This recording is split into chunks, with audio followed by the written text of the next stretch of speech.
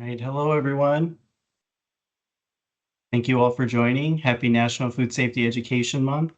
My name is Angel Alvarez. I'm the Marketing Communications Specialist for the Global Food Safety and Public Health team.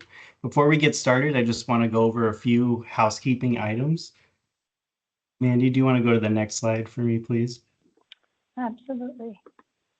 Thank you. All right, so we've muted all microphones to avoid any background noise, but we encourage you to participate by typing your questions in the chat box, and then we'll address your questions during the Q&A session at the end. Also, all cameras are off to ensure privacy and a smoother connection. We appreciate your understanding and look forward to a great session. Now hand it over to Mandy to begin. All right. Thank you, Angel, and thank you for everybody who's joined today for National Food Safety Education Month. Excited to be here with Angel, Jeremy, and Monica, and I will introduce myself and then turn it over to them. My name is Mandy Sedlak. I am a Director of Global Food Safety and Public Health at EcoLab. I am currently part of the EcoLab corporate team, so we support all divisions. I've been in the food industry for 7 years at EcoLab and 20 years previously in the supply chain and restaurant food safety roles. Today, for purposes of this conversation, my expertise goes back to helping current customers mitigate risks, as well as the experience I've had in the past with multiple large-scale foodborne illness outbreaks, recalls, statewide power outages, supply chain disruptions, etc. My background's in nutrition and chemistry. I'm a registered environmental health specialist, and I have 2 littles, one who's 16 and one who's 14. All right, Jeremy, would you please introduce yourself? Hello, my name is Jeremy Adler, and I'm currently a technical hotline manager for the North American Food and Beverage Division. I manage a team of food safety experts, and we consult in sanitation, antimicrobial applications, microbiology, sanitary design, pretty much anything food safety related. And that deals with our customers' processes and or EcoLab's products and services as well too. I have my PhD in animal sciences from Colorado State University. Concentration is on food safety, food microbiology. I did a lot of my work with protein, so meat safety, meat microbiology. And I also have an MBA from Louisiana State University. I'd say I'm knowledgeable in food safety in general, environmental monitoring, and protein processing would be my strong points. Personally, I live in northern Colorado, and I have a son who's a sophomore at Arizona State University. Thank you, Jeremy. Monica. Hello, everyone. Super excited for National Food Safety Month and this webinar. So my name is Monica Burris. I'm a corporate account manager that supports brands in hospitality, quick service, full service restaurants in the Midwest for EcoSure. My career started with EcoLab, all 7 years with EcoSure, coming from a field advisor, so conducting the food safety and brand standard assessments, being a district manager, supporting a team of about 14 to 16 out in Southern California, and now in my current position as a corporate account manager. I guess that speaks to my expertise as well, so food safety and brand standards protection. I am a Hoosier. So I graduated from IUPUI with a bachelor's of sociology. Some of my accomplishments, a little brag, swag, 2021 Grow to Win champion and 2021 district manager of the year, which speaks to my dedication and love for EcoSure and EcoLab in general. Fun fact, my birthday is April Fool's Day. So I guess that speaks a little bit to my personality. And since my peers here spoke about their children, I have a wonderful 14-year-old son named Kobe who just started his freshman year, which has had me a little bit feeling a little weird, like I'm getting old and things are moving very quickly. So happy to be here with you all today. Thank you, Monica. All right, and you're not getting old. If you are, I am too. So let's just keep that on the DL. So to open up, we want to talk a little bit about EcoLab and what is EcoLab. Our purpose is to partner to make the world cleaner, safer, and healthier. And we do that through helping customers succeed while protecting people and the resources vital to life. That includes people health, public health, and business health. So we make a difference through water, food, health, and climate. And today we'll be focusing mostly on our food and health section, maybe a little climate in there as well. This is a little bit about our food safety and public health global leadership team. The corporate food safety team is small, so we partner with the broader EcoLab food safety divisional experts.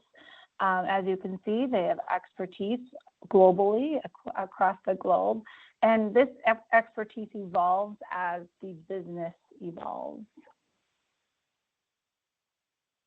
So what to expect today in today's webinar: implementing effective measures to prevent food safety incidents.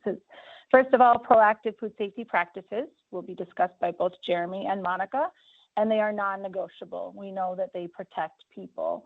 We'll also discuss crisis plans and how they provide people with a glimpse of what to expect before a crisis. You know, proactive food safety practices can help pivoting during crisis and make it easier to navigate.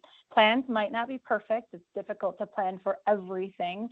However, a good plan today is better than a perfect plan tomorrow. So you do need to prepare people for what to expect, and we will talk a lot about that. Also, successful plans, what do they look like? They're not just technical SOPs. You also have to include support and key decision makers, contact information, communication protocols, as well as information to support customers, employees, and management, and those throughout the supply chain to make the technical expertise and SOPs activate successfully. So what are some of these crises that we need to be prepared for? We see everything here across the supply chain. Could start in the farm, go all the way to the fork, and that would include product recalls and withdrawals, water interruptions, suspect or confirmed foodborne illnesses, supply chain disruptions, changing regulations, and we even have in here climate change, some climate changes that are causing food safety concerns, such as the recent drought, which caused saltwater intrusion. So these are just some of the things that Monica and Jeremy will be speaking to today. Let's talk a little bit about common infections impacting public health, just to set the stage. This information is laboratory diagnosed infections from Healthy People 2030. So Healthy People 2030 is an initiative started in 1979, and it still goes on today. They are measurable 10-year objectives. So you see here that infections increased or remained at the same levels from 2016 to 2018. That does not necessarily mean that these are increasing, but due to testing and clinical surveillance, some of this is staying the same because it has changed. The clinical surveillance has changed and improved. For example, if we look at Cyclospora, we saw some of the more public outbreaks starting in early 2000s, and now it seems like we hear about them every year around April, June time, right? So we are seeing that more due to increased surveillance. And then we have to talk about what are the top causes of outbreaks, and then what are some proactive food safety practices. And again, Jeremy and Monica will talk to those on the right today.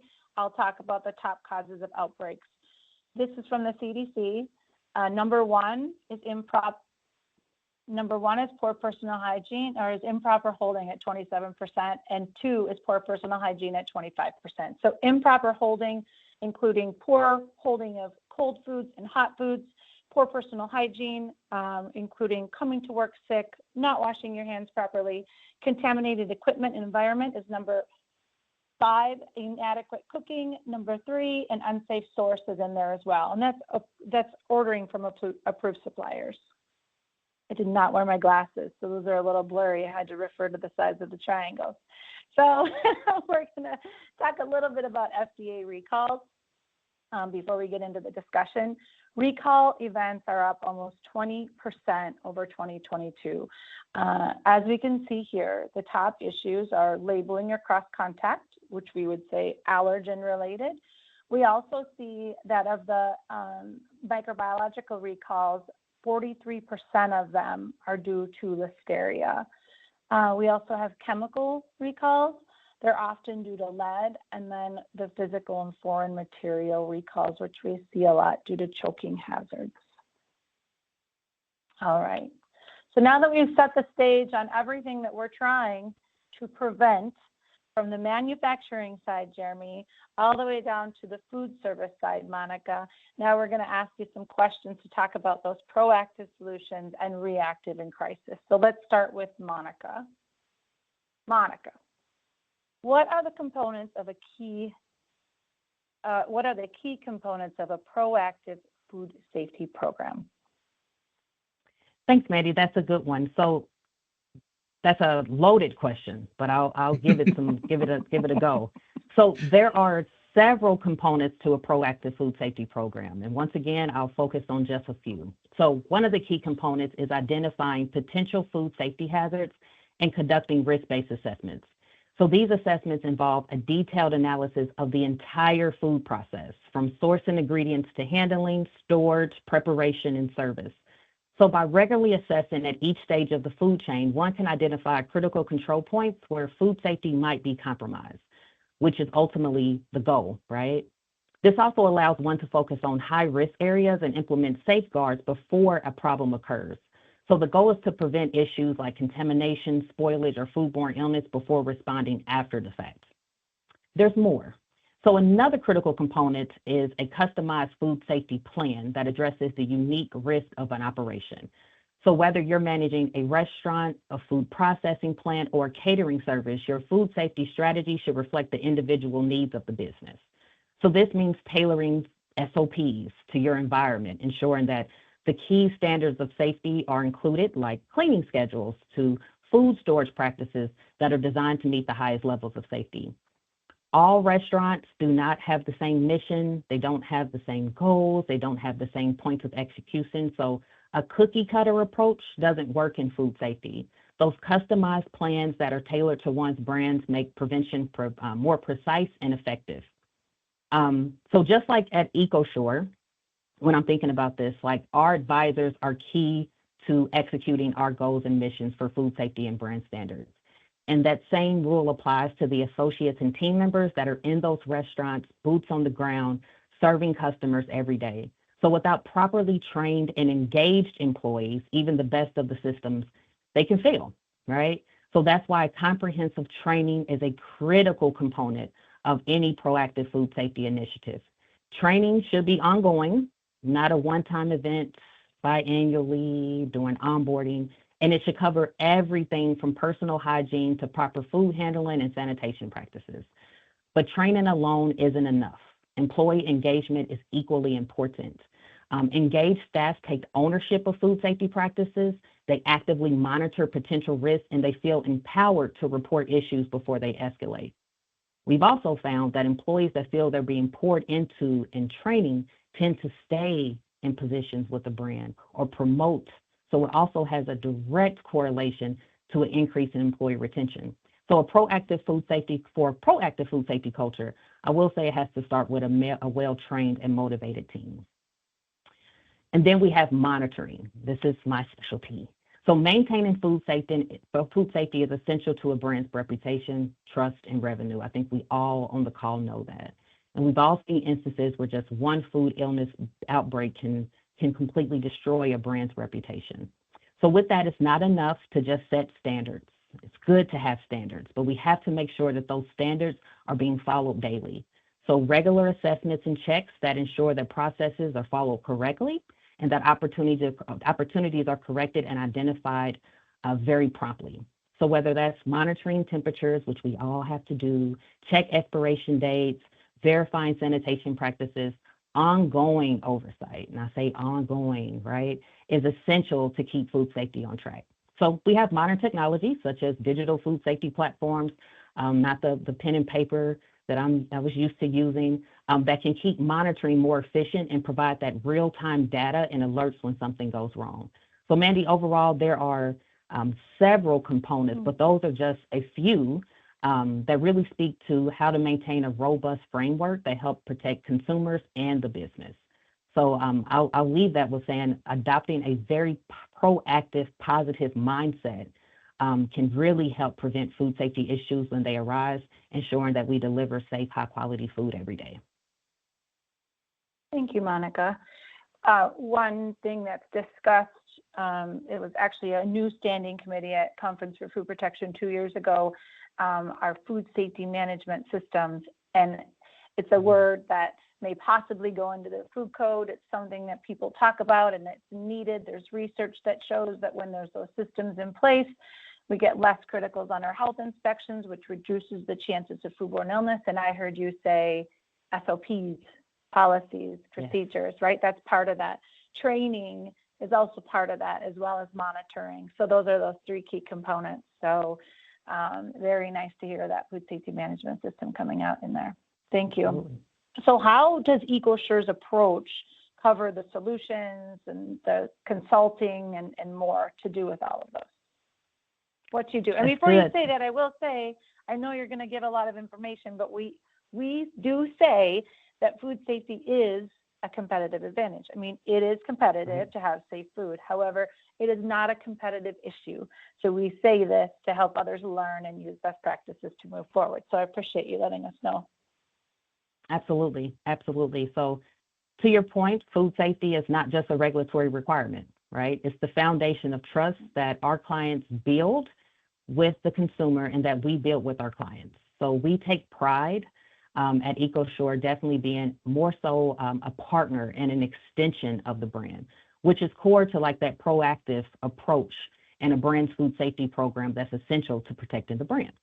EcoSure's approach isn't just about addressing a problem, checking the box, finding what the hazard is, but actually implementing preventive measures before they happen. So I can talk all day about EcoSure and our approach, but I'll just focus on 2 main components, and that's solutions and consulting. So we tailor our solutions for our clients. We understand that no 2 businesses are exactly alike, and neither are the food safety risks that come along with that. So offering a one-size-fits-all program is not going to be the approach here, right? So one of the initial steps that we take in partnering with our clients is actually going into a deep dive into their operation to better understand their needs. What are the food safety challenges? What's the brand's KPIs? What does an ideal brand protection program look like? What are your food safety goals? And we use that information to develop customized food safety risk and risk management solutions. So Mandy, I know we have unlimited time, but I'm just going to give a brief history lesson on EcoSure, not taking the full 20-year scope, but just going back 1 year. In 2023, we truly modified how we worked internally to align with our clients' current and future needs. And we changed our entire model to modify with that. So we developed our brand protection pillars, which focus on food safety, public health, brand standards, guest experience, sustainability, workplace safety, and product quality, ensuring that food safety is core. So why that brief history lesson? Why do we have an audible? We understand that in today's culture, a negative review now is a permanent fixture on the internet. So a picture of unclean silverware or a chemistry stored next to food can have a negative impact on a brand's reputation, and that's on a local or national level. But what's even more damaging, if there was a review that went viral, which it does, providing a detailed account of one's experience after suffering through a foodborne illness incident. So when thinking about food safety, it's not just a piece of a brand's culture. It is the brand's culture. And these other elements such as product quality, sustainability, and workplace safety are essential areas that must be monitored, verified, and corrected as well. So they go hand in hand with a positive food safety program and culture. So the customized assessment approach that EcoSure takes is often essential and an added value in that respect. And then we have data. I think we all run off data. There is so much power in data, and through that data, opportunities can be identified and real solutions can be made. So our TrueView technology, which is the software that's used to collect real-time information during assessments, allows businesses to track and improve their performance over time. So with technologies like TrueView and real-time monitoring, clients can see exactly where they stand in terms of safety compliance, brand compliance, and any other customizable metrics that wants to be identified. So this ensures not only adherence to local and federal regulations, which is super important, but also a focus on continuous improvement. And this results in safer operations and better outcomes for both the business and the consumers. Now, just one more thing, we have consulting. So solutions are only one part of the equation. Businesses also need the right partner to implement those solutions effectively. And there's quite a few ways that we do this. We have our advisors, and those are the ones that are completing the assessments with deep expertise in food safety, environmental health, occupational safety. And their role is to provide coaching and training to food code and brand SOPs throughout the assessment process, helping our clients' employees better understand food safety, enhance their food safety knowledge, confidence, and training. So helping our clients' employees get on the right track of feeling empowered right through this process. Then we have our global public health team, which I am honored to know a few of them personally, but they consult on the regulatory compliance. So I think we all can agree that navigating through the world of food safety regulations can be quite overwhelming. And Ecolab's best-in-class experts, they provide federal requirements and science-based recommendations to help businesses meet and even exceed those requirements. And this is from local health codes, federal guidelines, or industry standards. So our approach is simply partnership first, understanding where our clients' needs are, giving data-driven insights through our technology to drive brand compliance, and then providing best-in-class consulting from the unit level to corporate, and that's truly circling the brand. Thank you, Monica. Yes, we agree. Everyone has a culture, right? Is it a good culture or is it a bad culture? They need to decide. Appreciate that insight. There's a lot there. So now we're going to pull it back, big picture. Jeremy, let's talk about manufacturing and the F&B side of the business, and tell us what are the key components of a proactive food safety program when we look at this big picture in a manufacturing plant. Absolutely, and thanks for the opportunity. Really, it's not dissimilar. So in F&B, we work on the manufacturing side of the business in the large production plants that ultimately get to Monica and her business unit. But when we talk about food safety is pretty constant among those. There's some minor differences between the two, but when we talk about training is huge. Food safety culture is huge. Identifying hazards and addressing those hazards as they appear is huge as well. So it's not really too different. So instead of just kind of repeating everything that Monica nicely laid out, I'm just going to go ahead and kind of introduce maybe a tool or a new way of thinking as we start to look proactively at food safety programs. So with that, food safety incidents, they're typically a buildup of programs and process failures, right? These things just kind of build up over time, and then all of a sudden they become an issue. It's almost a perfect storm of failures, if you will, a perfect storm of minor failures, if you will.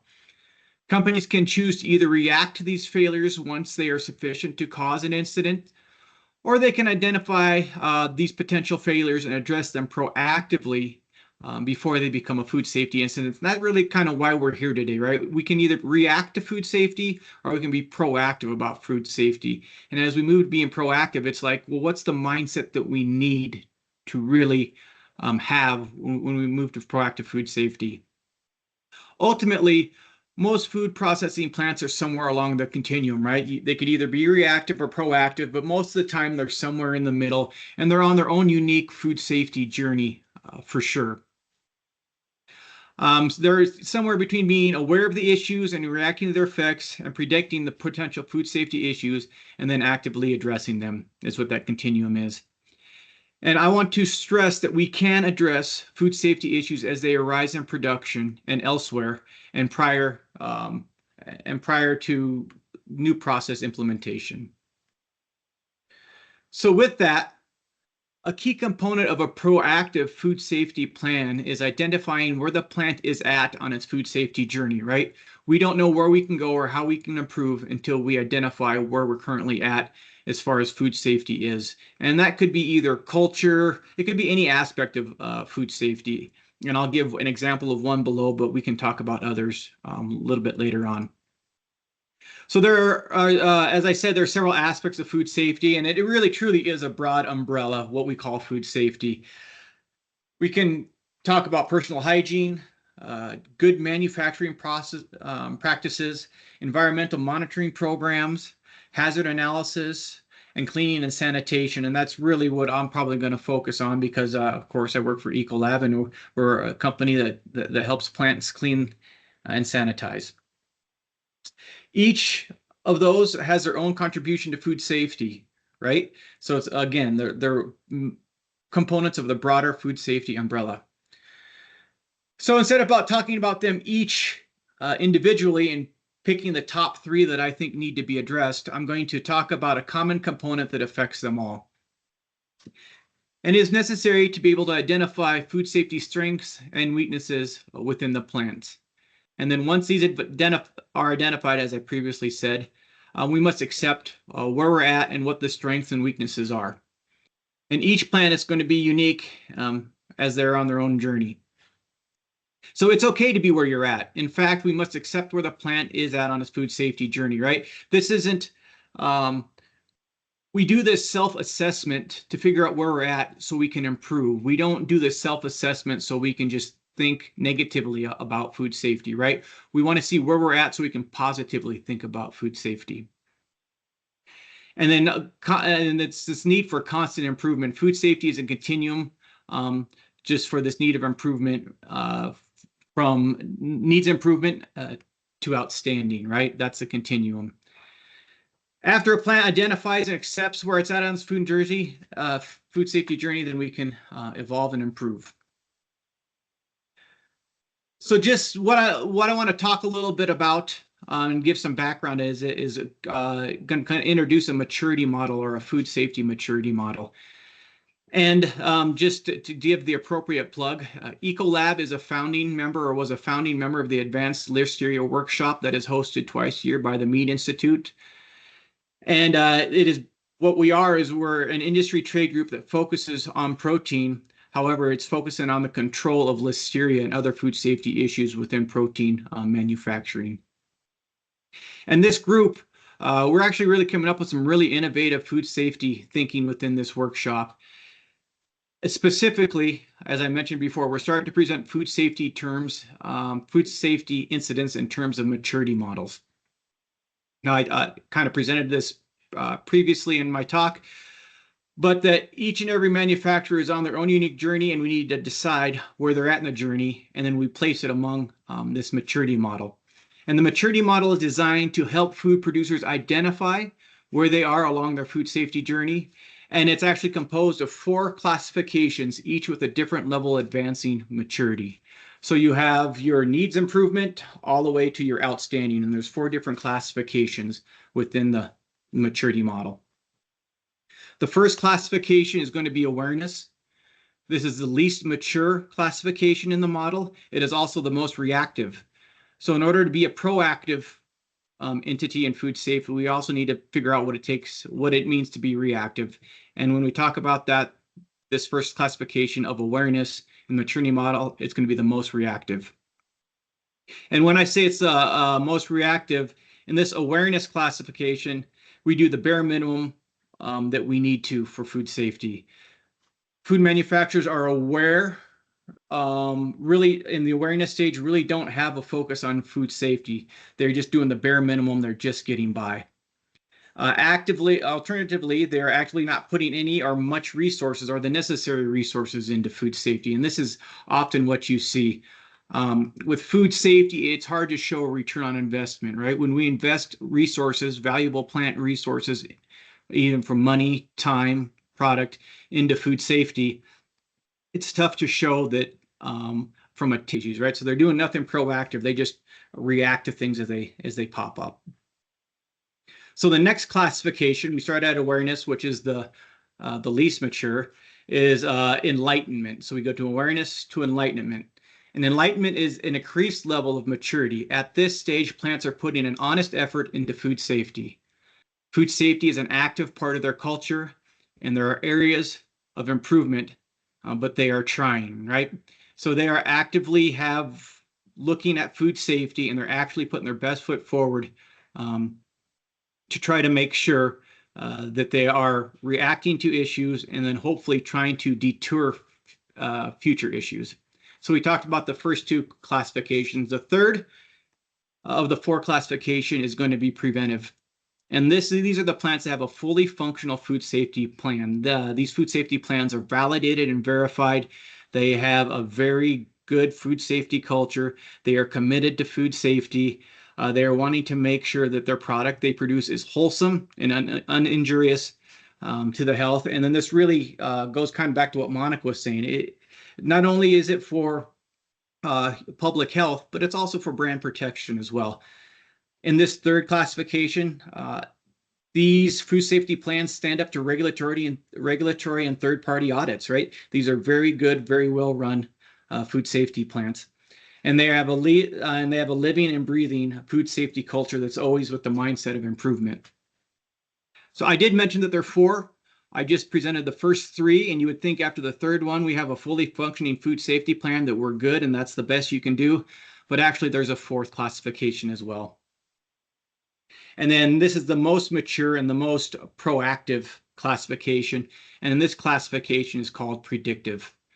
And in this classification, the plant is being 100% predictive in its food safety issue. In this stage, food manufacturer actively addressing food safety issues before they occur in the plant. So they're trying to address them before they're even in the plant and they become an issue.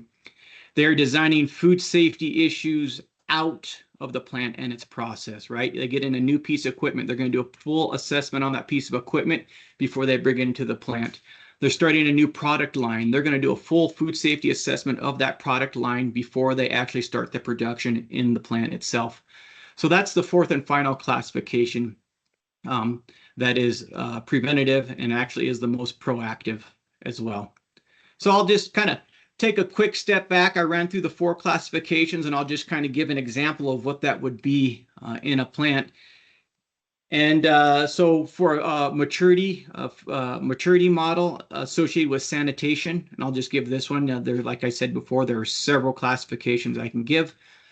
But with sanitation, right, if we're in the awareness stage, we just have cleaners and sanitizers. We buy them from a company and we have them in stock and we just kind of use them to clean and just the bare minimum. We have to clean every 24 hours because that's what we need to make a lot, or that's what the USDA or the FDA says.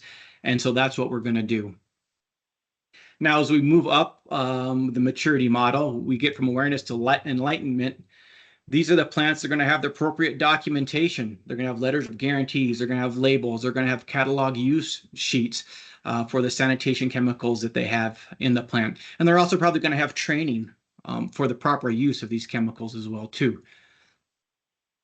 So like I said before, enlightenment, we're doing a good job. We're putting a good foot forward, but there's probably some area of improvement. And then that's when we get to preventative. So the third classification on the maturity model is going to be preventative. And that's if you have a sanitation program that's fully validated and verified. We have collected all the scientific supporting documentation to apply the sanitation chemicals and clean the way we do in a plant. And we're also showing that it's actively working in the plant as well, too. So as you can see, it's set up, it's completely robust. It holds up to third-party audits. It holds up to governmental regulatory scrutiny. And that's what the preventative classification for the food safety model would be. But now, again, there's one better than that. Like I said before, we could just hang our head on be preventative, say what we're doing is working, we're showing that it's working. But we really want to be proactive and we really want to be predictive. And that's the next stage, is the predictive stage. With these, right, we get in a new piece for sanitation, we get a new piece of equipment and we keep it offline outside of the plant, and we assess it with a sanitary design checklist. We want to build a cleaning SSOP offline that shows that it is cleaning, and we want to show that it is working offline before we bring it into the plant, right? We don't want to find these problems inside the plant during production. We're going to want to find the problems outside of the plant production. A part of that is we're going to do some soil IDs. on the product that we're producing. We're going to analyze the surface equipment of the piece of equipment, and we're going to choose the right chemical selection based on these, right? We're not in the plant. We're not seeing how it's going to work. We're outside of the plant. We're going to show how it is working before we bring it online. So that's kind of the predictive phase, or being proactive about food safety within the maturity model. So that was kind of a quick rundown, Mandy, about the maturity model. That was great. Thank you for running us through all of those levels. Can you quickly tell us what are the top 3 areas that need to be focused on? You mentioned cleaning and sanitizing. What are the other 2? Oh yeah, there's stuff you can plug anything into the maturity model. Sanitation is an easy one. We can talk about swabbing, right? Environmental swabbing. Okay, environmental Are swabbing. we just swabbing just a little bit just because we have to swab? Or are we doing a broad spectrum over the right areas where we know we're going to find a positive, right? Okay, yeah. Okay, great. It is a good one. Hazard analysis as well too. Yep. All right, thank you. All right, Monica, let's bring it to crisis and some of those reactive. So we would say we're in the awareness stage, right? But you don't always have to be in the awareness stage for something to happen. I mean, you could be predictive, and there are some things you just can't predict. So I know that EcoSure does help support customers during crisis prevention. Can we talk about 3 in particular, and one will combine, but can we talk about foodborne illness outbreaks, and then 2 that are close with health departments and closures, maybe failed health inspections and closures? So I'll let you go ahead. Absolutely. So I can't brag enough about our global public health team, right? Essential team that really drives the food safety and compliance of our forms. So the EcoSure food safety form, it completely mirrors the FDA food code. So at the heart of these assessments is the core items that's needed, right? Is the identification and management of the top risk factors for foodborne illness. And Mandy highlighted a few of those earlier, such as proper food temperatures, inadequate cooking, contaminated equipment, and poor personal hygiene. So by focusing on those early identifications, we are able to, through the assessment process, and we're able to offer practical, actionable, I think that's the key word, actionable solutions. We partner to take a proactive approach to food safety. So our assessments are designed to detect potential hazards and prevent them from becoming serious issues that could lead, unfortunately, to outbreaks. So now that we have the hazards identified through the assessment, we know what we're looking for, what exactly is next. We need corrective action. And our corrective action tool allows employees to formulate next steps to follow up and correcting opportunities that are found out of compliance. So with this tool, management can delegate ownership of each action, so full transparency through all members of the hierarchy, allowing for the team to be involved in the solution, once again, tying it back to that employee engagement, and truly having a focus on strengthening the culture of safety. So one can track the action plan and the progress thereof, and data does show that customers with a corrective action management plan compared to those who don't have 44% fewer findings in their program results over time. So that corrective action piece, Mandy, is absolutely essential. Very nice. Thank you. So you're more involved in that proactive step of reducing foodborne illness outbreaks.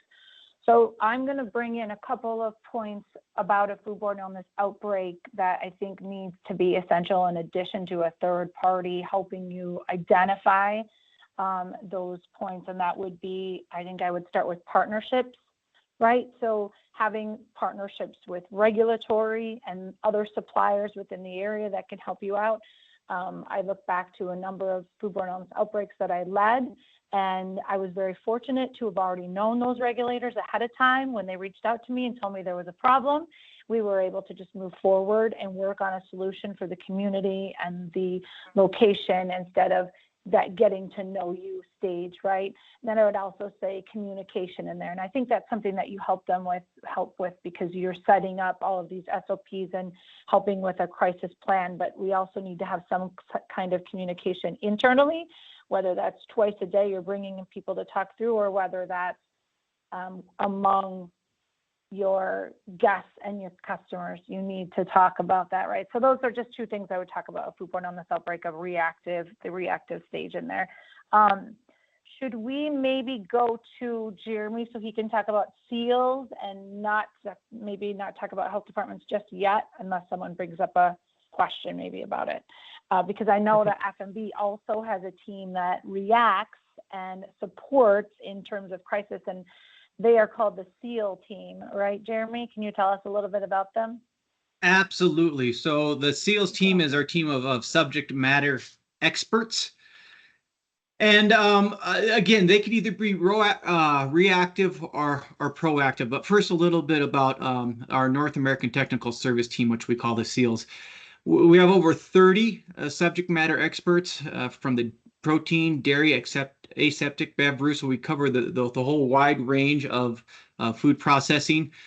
In 2023, just to give you some numbers, we had about 800 service requests. So the total value that we returned back to our customers based on those 800 service requests was about $2.4 million. So it's pretty substantial, and we've invested a lot of money into making sure that our customers' food safety plans are actively working as well. Also, another part of the SEALs team, we have a hotline that the field can call and ask about any sort of food safety question. And in 2023, that team took about 7,000 calls. So as you can see, we've put a lot of resources into being food safety.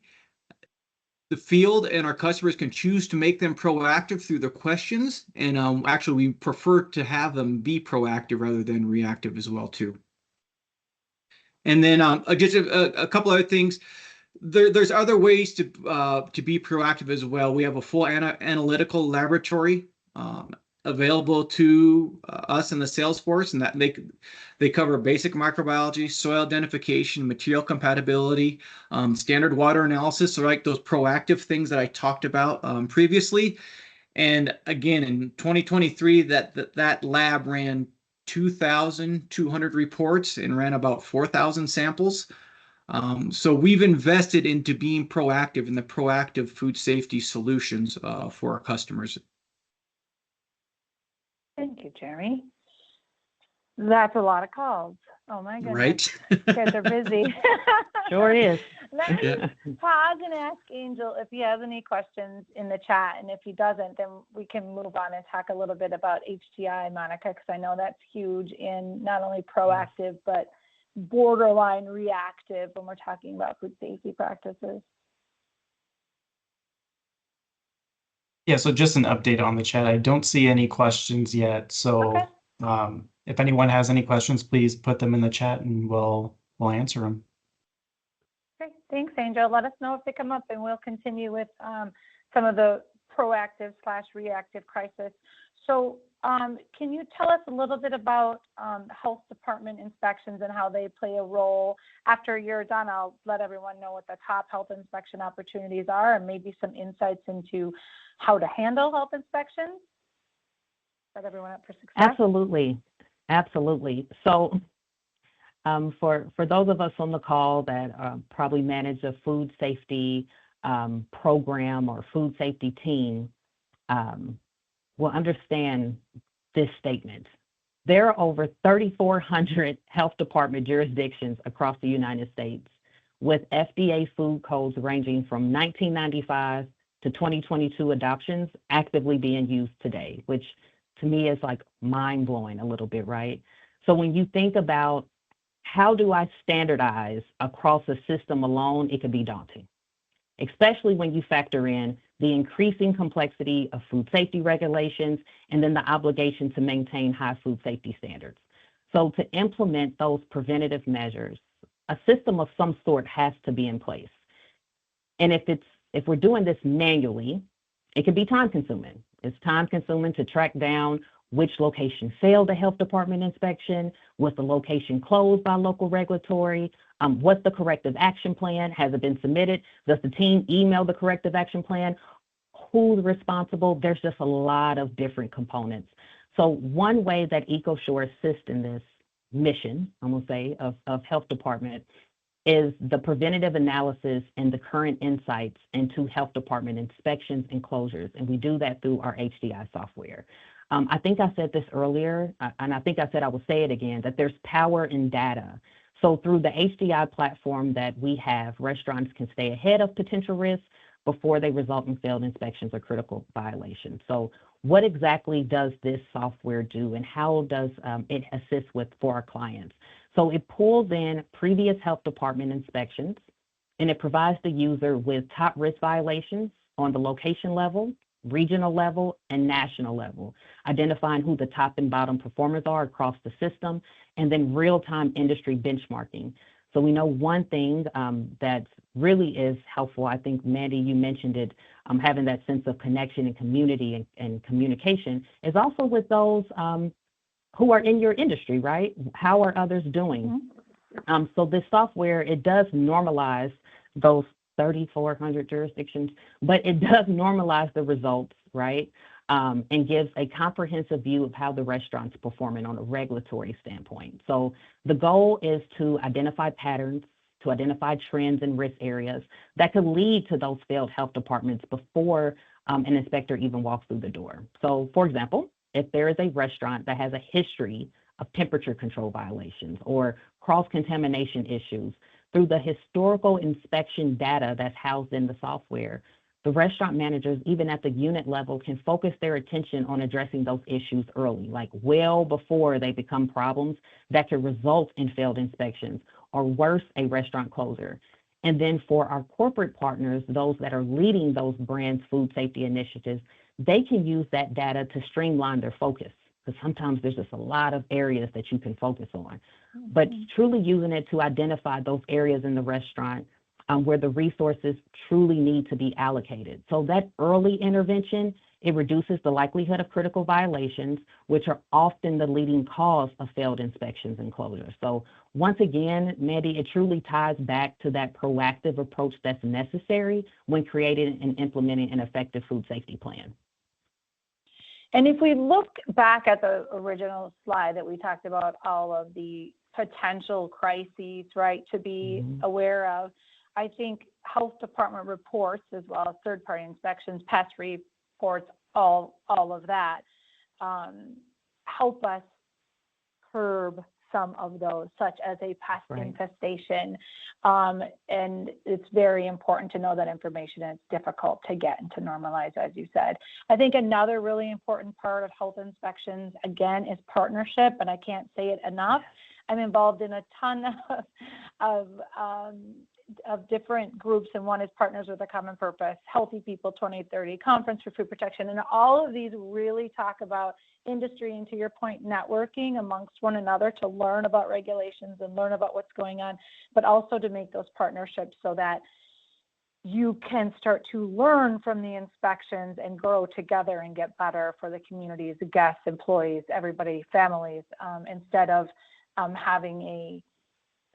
having a conversation when they're walking through and not being able to use any of the information you get, either opportunity or amazing results, right? But you need to learn from them and move on. So I would add partnerships in there. Okay, great. Well, thank you. I saw a couple of questions. I think the 1995 food code was answered by somebody. Yes, it's South Dakota, but I believe they're working on it. And then there were a couple more, Angel, I think. Yeah, I can start with the first one here. Can we get the information on where we can get in contact with the SEALS team that will answer food safety questions? Absolutely. So selfishly, I just presented the SEALS group, because that's the team I'm with. But I did forget probably our most important and our largest resource of food safety experts, and that's field sales, and then their support through the district manager. So the account manager and the district managers really are at the forefront of all of our customers' food safety issues. And that's the line of contact. So we go directly through the account manager, and the account manager has all of those functions available to them that I gave in my presentation as well. So go through your account manager, and I will admit that just like a plant's going through has its own food safety journey, our field has their own food safety journey as well too. So there's going to be some that are going to be less mature in food safety and some that have been around a while and more mature in food safety. but they have the full support of Ecolab behind them and my team behind them. So please reach out to the account manager, and they should be able to help you in with my support and my team support.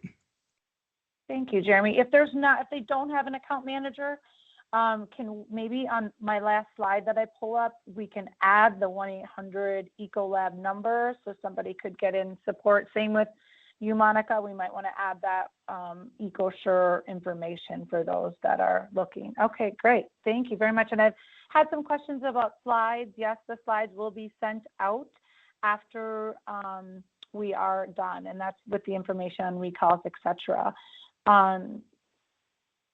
Some key takeaways here, just staying vigilant, staying vigilant, performing. You both talked about risk assessments, right? You have to know where you are in order to get to where you want to be, and you have to really be able to accept that information, good or bad, but it's always good to know.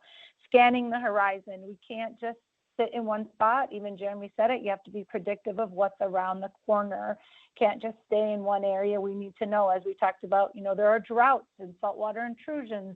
There are new outbreaks because of crops that have been flooded. We are seeing different things that we need to get ahead of and predict, and you only know how to do that in your own operation.